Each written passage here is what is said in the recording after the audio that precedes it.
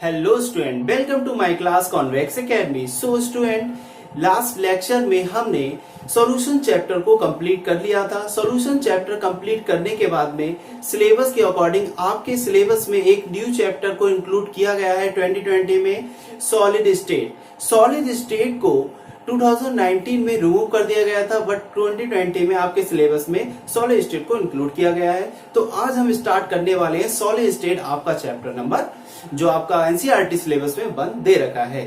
तो आज मैं स्टार्ट करूंगा। अगर सॉलिड स्टेट को स्टार्ट करने से पहले प्रीवियस क्लास में आप लोगों ने सॉलिड स्टेट के बारे में पढ़ा होगा, वहीं पे आपने लिक्विड एंड गैसेस के अकॉर्डिंग भी आप लोगों ने वहां पर पढ़ा होगा। सॉलिड स्टेट की अगर बात करें, सॉलिड स्टेट में जो सॉलिड सबस्टेंस होते हैं उनके मॉलिक्यूल्स आपस में बहुत क्लोजली पैक्ड होते हैं। उनके बीच जो इंटरमॉलिक्यूलर फोर्सेस होते हैं वो बहुत ज्यादा हाईली होता है। हाईली इंटरमॉलिक्यूलर फोर्सेस के अकॉर्डिंग उसमें जो इंटरमॉलिक्यूलर स्पेस होता है वो भी बहुत कम होता है। अगर वहीं पे अगर लिक्विड के केस में देखा जाए, अगर लिक्विड के अगर मैं बात करूं, ये लिक्विड की अगर एक कोई सरफेस हो और आपकी ये सॉलिड की कोई सरफेस हो, और यहाँ पर मैं मॉलिक्यूल्स के बारे में अगर यहाँ पर देखा जाए तो सॉलिड के जो मॉलिक्यूल्स होते हैं वो इस तरीके से अरेंज होते हैं, कंप्लीटली एक सिस्टमैटिक वे में अरेंज होते हैं। लेकिन वहीं पे अगर लिक्विड की बात करें, लिक्विड में किस तरीके से होगा, लिक्विड में इस तरीके से थोड़ा जो इंटरमॉलिक्यूलर स्पेस है वो बढ़ जाता है। इंटरमॉलिक्यूलर स्पेस इसमें बढ़ जाता है, ये बहुत ही माइन्यूटली एंड क्लोज्ड होते हैं। और वहीं पे अगर गैसेस की बात करें तो इनके बीच जो इंटरमॉलिक्यूलर फोर्सेस होता है वो बहुत ही और ज्यादा बढ़ जाएगा। किसके कंपेयर में, लिक्विड एंड सॉलिड के कंपेयर में बढ़ जाता है। इस तरीके से सॉलिड और लिक्विड के यहाँ पर सॉलिड और लिक्विड और गैस, ठीक है, ये सब आपने क्लास 12th में स्टेट ऑफ मैटर में आप लोगों ने पढ़ा था। अब स्टेट ऑफ मैटर पढ़ने के बाद में आपने यहाँ पर केवल पढ़ना है सॉलिड स्टेट, और सॉलिड स्टेट का क्लासिफिकेशन करेंगे। सॉलिड स्टेट से रिलेटेड जो भी आपकी क्लासिफिकेशन होगी, crystalline solid and amorphous solid, फिर उनका भी classification, types of crystalline solid and types of amorphous solid, इन सब के बारे में हम यहाँ पर डिस्कस करने वाले हैं। यूनिट सेल को भी डिस्कस करेंगे, डिफेक्ट को भी डिस्कस करेंगे। तो इस तरीके से कंप्लीट चैप्टर में बहुत सारे टॉपिक्स हैं जो आपके सिलेबस से रिलेटेड इंपॉर्टेंट हैं और आपके एग्जामिनेशन पे पूछे जाते हैं। तो उनके बारे में धीरे धीरे हम डिस्कस करते हुए चलेंगे। तो आज हम स्टार्ट करेंगे सॉलिड स्टेट। और सॉलिड स्टेट में फर्स्ट ऑफ ऑल हम देखते हैं जो सॉलिड सबस्टेंस होते हैं उनकी क्या स्पेशलिटी होती है, उनकी क्या विशेषताएं होती हैं, किस तरीके से उन्हें कैरेक्टराइज किया गया है। सो स्टूडेंट, स्टार्ट करते हैं सॉलिड स्टेट। तो सॉलिड स्टेट में फर्स्ट ऑफ ऑल देख लेते हैं डेफिनेशन ऑफ सॉलिड सबस्टेंस। तो सॉलिड सबस्टेंस में देखिए, the solids are the substance which have definite volume and definite shape. जो सॉलिड सबस्टेंस होते हैं उनका डेफिनेट वॉल्यूम होता है एंड डेफिनेट शेप होता है। अगर आप लिक्विड के केस में देखते हैं तो उसका जो शेप होता है वो कैसा होता है, वो डेफिनेट नहीं होता है, लेकिन वॉल्यूम उसमें डेफिनेट होता है। वहीं पे अगर बात करें गैसेस की, तो गैसेस में शेप एंड जो साइज हो, शेप, साइज या वॉल्यूम की बात की जाए तो वो डेफिनेट नहीं होता है। अब बात कर लेते हैं general characteristics of solid. Solid के कुछ कैरेक्टरिस्टिक्स हैं तो उनके बारे में यहाँ पर डिस्कस करेंगे। मोस्टली जो कैरेक्टरिस्टिक्स हैं, अगर आपका लॉन्ग क्वेश्चन आता है तो उसके साथ जनरल कैरेक्टरिस्टिक्स ऐड होकर आ जाते हैं। तो इसी के अकॉर्डिंग देखते हैं। फर्स्ट आपको दे रखा है सॉलिड्स हैव डेफिनेट मास। तो जो मास होगा उसका कैसा होगा, डेफिनेट होगा। एंड वॉल्यूम एंड शेप, उसका मास भी डेफिनेट होगा, वॉल्यूम भी डेफिनेट होगा एंड शेप भी उसका डेफिनेट होगा। मतलब ये सारी चीजें सॉलिड में एकदम निश्चित होती हैं। आप इनका वेट भी कर सकते हैं, वॉल्यूम भी आप कर सकते हैं, शेप भी आप इसका मतलब शो कर सकते हैं कि किस टाइप का शेप है। ये आपका फर्स्ट पॉइंट हो गया। सेकंड देखिए, the intermolecular distance in solid are short. जो इंटरमॉलिक्यूलर डिस्टेंस होती है सॉलिड्स में वो बहुत ही शॉर्ट होती है। अगर मैं यहाँ पर मॉलिक्यूल्स को अरेंज इस तरीके से करूं तो आप देखिए यहाँ पर जो इंटरमॉलिक्यूलर स्पेस है तो बहुत ही शॉर्ट है ये, ठीक है। इंटरमॉलिक्यूलर स्पेस बहुत ही शॉर्ट है। ये देखिए, ये वाला जो स्पेस होता है यही हमारा क्या कहलाता है, इंटरमॉलिक्यूलर स्पेस या इंटरमॉलिक्यूलर डिस्टेंस, ठीक है। तो ये बहुत ही शॉर्ट होता है। And intermolecular forces are strong. अब इंटरमॉलिक्यूलर अगर फोर्सेस की बात करें, ये जो अट्रैक्शन लगा होता है ये इस तरीके से एक दूसरे से टाइटली बाइंड होते हैं। ये जो अट्रैक्शन है ये बहुत ही स्ट्रॉन्ग होता है। किसके कंपेयर में, लिक्विड एंड गैसेस के कंपेयर में वेरी स्ट्रॉन्ग होता है। थर्ड देखिए, solids are almost incompressible and rigid. जो सॉलिड्स होते हैं उन्हें आप प्रेस नहीं कर सकते, उन्हें आप कंप्रेस नहीं कर सकते। किसके कंपेयर में? लिक्विड एंड गैस के कंपेयर से। वहीं पे अगर आप गैस की बात करें तो गैस को आप कंप्रेस कर सकते हैं, लेकिन सॉलिड को नहीं कर सकते।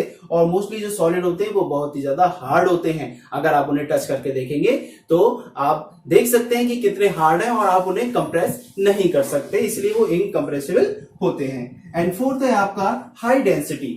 हाई डेंसिटी की बात करें, जो इनके बीच जो डेंसिटी होती है मॉलिक्यूल्स में अगर बात करें तो बहुत ही ज्यादा हाई होती है। आप उन्हें डिसोसिएट इतनी जल्दी नहीं कर पाएंगे, उसके लिए आपको बहुत ही ज्यादा एनर्जी की आवश्यकता होती है। अब देखिए नेक्स्ट है आपका solid diffuse very slowly. Solids diffuse very slowly as compare to liquid and gas. Solids की अगर डिफ्यूजन की बात करें तो बहुत ही स्लो डिफ्यूज होते हैं ये। किसके कंपेयर में? लिक्विड एंड गैसेस के कंपेयर में ये बहुत ही स्लो डिफ्यूज होते हैं। इनमें जो डिसोसिएशन एनर्जी की अगर बात करें तो बहुत ही हम कम ये डिसोसिएट होंगे। वहीं पे अगर बात करें लिक्विड एंड गैसेस की, ये बहुत ही जल्दी डिसोसिएट हो जाते हैं। इस तरीके से आपके ये क्या थे general characteristics of solids. So student अब स्टार्ट करते हैं नेक्स्ट टॉपिक आपका। नेक्स्ट टॉपिक है आपका क्लासिफिकेशन ऑफ सॉलिड्स। तो क्लासिफिकेशन ऑफ सॉलिड्स में देख लेते हैं, solids can be classified on the basis of nature, the order present in arrangement of constituent particles. Constituent particles जो आपके हैं atoms, ions and molecules into two types as। तो कितने पार्ट्स में डिवाइड किया गया है? 2 पार्ट्स में डिवाइड किया गया है। किसके अरेंजमेंट पर? कॉन्स्टिट्यूएंट पार्टिकल्स के अरेंजमेंट पर इसे 2 पार्ट्स में डिवाइड किया गया है। तो फर्स्ट आपका है क्रिस्टलाइन सॉलिड एंड सेकंड आपका है एमरफस सॉलिड। तो फर्स्ट ऑफ ऑल हम क्रिस्टलाइन सॉलिड को डिस्कस करेंगे और उसके बाद एमरफस सॉलिड को डिस्कस करेंगे। तो देखते हैं crystalline solid. The substance whose constituent particles, atoms, ions और molecules are arranged in a definite geometric pattern in 3-dimensional shape are called crystalline solid। तो जो आपके क्रिस्टलाइन सॉलिड होते हैं उनका डेफिनेट ज्योमेट्रिक शेप होता है या ज्योमेट्रिक पैटर्न होता है, और उनका जो शेप कैसा होगा? 3-dimensional शेप होगा। तो इस तरीके से हम कह सकते हैं ओवरऑल ये अगर इस तरीके से ज्योमेट्री अगर पैटर्न डेफिनेट होगा तब वो हमारा क्या होगा? क्रिस्टलाइन सॉलिड होंगे। अब अगर क्रिस्टलाइन सॉलिड के एग्जाम्पल की बात करें तो देखिए यहां पर copper, silver, potassium, nitrate and iron, sulphur, phosphorus, NaCl and ZnS, iodine and quartz. इस तरीके से ये ओवरऑल एग्जाम्पल है। डिफरेंट टाइप की मेटल्स भी क्रिस्टलाइन सॉलिड में आ जाती हैं। अब यहां पर जो कोई भी अगर क्रिस्टलाइन सॉलिड की अगर बात करें तो उसके जो एटम्स और मॉलिक्यूल्स आयन होंगे वो एक डेफिनेट ज्योमेट्री में अरेंज होते हैं। ज्योमेट्री में अरेंज होने पर अगर आप देखें नंबर ऑफ पार्टिकल्स या नंबर ऑफ आयंस वो एक दूसरे के कैसे होते हैं? इक्वल होते हैं, सेम होते हैं और डेफिनेट होते हैं। अगर बात की जाए अगर आयंस की, अगर किसी भी सपोज वन ये कोई अगर आपका सबस्टेंस है और मैंने बोला यहां पर NaCl का अगर ये एक आप मान सकते हैं सबस्टेंस आपका NaCl साल्ट है, तब आप देखिए यहां पर Na plus Cl minus, Na plus Cl minus, Na plus and Cl minus. आप देख सकते हैं जो नंबर ऑफ आयन है वो एक दूसरे के दोनों कैसे हैं? इक्वल हैं। जितने पॉजिटिव हैं उतने ही निगेटिव होंगे। अब यहाँ पर अरेंजमेंट देख लेते हैं। एक जनरल यहाँ पर डायग्राम मैंने दे रखा है, उसके अकॉर्डिंग देखते हैं। यहाँ पर देखिए अगर सपोज वन आप इसे Na मान लेते हैं एंड इसे Cl मान लेते हैं तो आप देखिए यहाँ पर नंबर ऑफ अगर आयन की काउंटिंग अगर आप करेंगे तो ये कितने हैं? ये भी 5 है एंड ये भी 5 है। अगर यहाँ पर मैंने एक पैरेलल लाइन को यहाँ पर दे रखा है, ठीक है, एक आपकी एक पैरेलल लाइन है और एक वर्टिकल लाइन है। अगर पैरेलल लाइन के अकॉर्डिंग भी अगर आप देखें तो ए और बी एक अरेंजमेंट है उनका, एक कांस्टेंट अरेंजमेंट है, एक डेफिनेट अरेंजमेंट है। देखिए इस तरीके से ये अरेंजमेंट दिखाई दे रहा है, ठीक है। अगर इसे आप ए मान लें या इसे बी मान लें तब ए एंड बी इस तरीके से शो हो रहा है, ठीक है, या Na plus and Cl negative भी शो हो रहा है। अब इसी तरीके से अगर आप पैरेलल लाइन में भी देखेंगे तो Na plus Cl negative, Na plus Cl negative, Na plus Cl negative, ये आगे तक चला जाएगा। इस तरीके से आप कोई भी अगर लाइन इसमें ड्रॉ करते हैं तो आपको एक डेफिनेट अरेंजमेंट देखने को मिलेगा।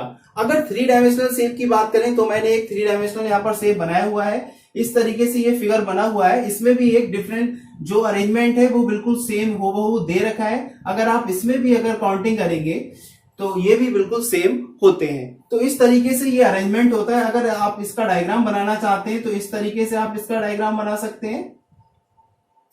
यहां पर कोई भी मॉलिक्यूल्स है आप उसको डिफरेंट तरीके से इस तरीके से दिखा सकते हैं। ठीक है, तो ये 3 डायमेंशनल शेप में भी मैंने यहाँ पर एक डायग्राम ड्रॉ करके आपको दिखाया। तो ओवरऑल जो भी इंफॉर्मेशन जो यहाँ पर है ये किसके लिए है? क्रिस्टलाइन सॉलिड के लिए। तो क्रिस्टलाइन सॉलिड को आप डिफरेंशिएट कर सकते हैं किसके बेस पर? इसकी क्या कहते हैं अरेंजमेंट, जो ज्योमेट्रिक अरेंजमेंट है उसके बेस पर आप इसे डिफरेंशिएट कर सकते हैं। किसके कंपेयर में? एमोर्फस सॉलिड के कंपेयर में। ये आपके एग्जांपल हो गए copper, silver, potassium nitrate, iron, silver and phosphorus, NaCl, ZnS, iodine, quartz and etcetera. So student ये आपका टॉपिक कंप्लीट होता है। आप इसका स्क्रीनशॉट ले सकते हैं। So student classification of solid में सेकंड टाइप है आपका एमोर्फस सॉलिड। अब एमोर्फस सॉलिड्स क्या होते हैं? The substance whose constituent particles are not arranged in any regular arrangement are called amorphous solid। जो एमोर्फस सॉलिड्स होते हैं उनके जो मॉलिक्यूल्स होते हैं, आयंस होते हैं एंड आपके जो एटम्स होते हैं वो एक सिस्टमैटिक वे में अरेंज नहीं होते हैं। उनका जो अरेंजमेंट है, उनकी जो ज्योमेट्री है वो एक डेफिनेट ज्योमेट्री नहीं होती है, इसीलिए वो क्या कहलाते हैं? एमोर्फस सॉलिड कहलाते हैं। Like example of glass, rubber, plastic and coal. तो ये आपके क्या है? एक एग्जाम्पल है। एमोर्फस सॉलिड को अगर आप तोड़ेंगे तो डिफरेंट पार्ट्स में डिवाइड हो जाते हैं, स्मॉल पीसेस में एंड इस तरीके से डिवाइड हो जाते हैं। वहीं पे क्रिस्टलाइन सॉलिड को अगर आप तोड़ते हैं या ब्रेक करते हैं तो एक सेम पार्ट्स में वो डिवाइड होते हैं, लेकिन यहाँ पर ऐसा नहीं होता है, ये डिफरेंट पार्ट्स में डिवाइड हो जाते हैं। सो स्टूडेंट अब देखते हैं क्रिस्टलाइन एंड एमोर्फस सॉलिड। तो किस तरीके से डिफरेंशिएट किया गया है? यहाँ मैंने सब डिफरेंस लिए हैं केवल जो ओनली एग्जाम के पर्पज से ओनली 5 डिफरेंस को यहाँ पर लिया गया है। तो यहाँ पर देखिए प्रॉपर्टीज को मेंशन किया गया है। ये क्रिस्टलाइन सॉलिड है एंड ये क्या है? एमोर्फस सॉलिड है। किस तरीके से हम इन्हें डिफरेंशिएट कर सकते हैं? तो फर्स्ट ऑफ ऑल अगर शेप की बात करें तो शेप देखिए यहाँ पर क्रिस्टलाइन सॉलिड में जो शेप होता है वो डेफिनेट होता है। ठीक है, अभी आप लोगों ने पढ़ा जो क्रिस्टलाइन सॉलिड में जो शेप होता है, सिमेट्री होती है, वो क्या होती है? एक डेफिनेट शेप होता है, रेगुलर सिमेट्री होती है। वहीं पे अगर बात करें एमोर्फस में तो इनका कैसा शेप होता है? इरेगुलर शेप होता है। ठीक है, सिमेट्री भी कैसे होगी? इरेगुलर होती है। वहीं पे अगर बात करें हम मेल्टिंग पॉइंट की तो एक डेफिनेट मेल्टिंग पॉइंट होता है। अगर बॉइलिंग पॉइंट की बात करेंगे आप तो बॉइलिंग पॉइंट भी इनका क्या होगा? डेफिनेट होगा। ठीक है, जो आपके क्रिस्टलाइन सॉलिड है उसमें melting point and boiling point definite होते हैं। वहीं पे अगर बात करें एमोर्फस सॉलिड पे, they do not have definite melting point. ठीक है, तो ना ही इनका डेफिनेट मेल्टिंग पॉइंट होगा और ना ही डेफिनेट बॉइलिंग पॉइंट होगा। एंड थर्ड देखते हैं heat of fusion. Heat of fusion की अगर बात करें तो डेफिनेट हीट ऑफ फ्यूजन होता है। ठीक है, डेफिनेट होगा वहां पर, लेकिन वहीं पे एमोर्फस की बात करें तो यहाँ पर ये डेफिनेट नहीं होता है। इसी तरीके से कंप्रेसिबिलिटी की अगर बात कर लेते हैं तो ये इनकंप्रेसिबल होते हैं, आप इन्हें कंप्रेस नहीं कर सकते, लेकिन वहीं पे एमोर्फस सॉलिड में आप इन्हें कंप्रेस कर सकते हैं। तो आपके जो क्रिस्टलाइन सॉलिड है वो इनकंप्रेसिबल होते हैं, बहुत ज्यादा हार्ड होते हैं, लेकिन आपके जो एमोर्फस हैं वो इतने हार्ड भी नहीं होते और आप उन्हें कंप्रेस भी कर सकते हैं। एंड फाइव टाइप है आपका आइसोट्रोपी एंड एनआइसोट्रोपी। आइसोट्रोपी एंड एनआइसोट्रोपी में अगर बात करें तो जो क्रिस्टलाइन सॉलिड है वो एनआइसोट्रोपिक होते हैं, क्रिस्टलाइन सॉलिड एनआइसोट्रोपिक होते हैं एंड एमोर्फस सॉलिड आइसोट्रोपिक होते हैं। क्रिस्टलाइन सॉलिड एनआइसोट्रोपिक इसलिए होते हैं क्योंकि जो डिफरेंट टाइप की जो फिजिकल कंडीशंस होती हैं उनकी जो वैल्यू होती है वो डिफरेंट होती है। पोजीशन के अकॉर्डिंग, उनके कैरेक्टर के अकॉर्डिंग डिफरेंट होती है। लेकिन अगर वहीं पे एमोर्फस सॉलिड की अगर बात करें तो जो उनकी फिजिकल प्रॉपर्टीज होती हैं वो क्या होती हैं? डिफरेंट कंडीशन पर सेम होती हैं। ओवरऑल जितनी भी कंडीशन होंगी फिजिकल कंडीशन की अगर बात करेंगे हम तो वो सेम होंगी, और वहीं पे अगर इनकी बात करेंगे तो इनकी जो वैल्यू होगी वो डिफरेंट होगी। इसीलिए ये एनाइसोट्रॉपिक होते हैं और ये कैसे होते हैं? आइसोट्रॉपिक होते हैं।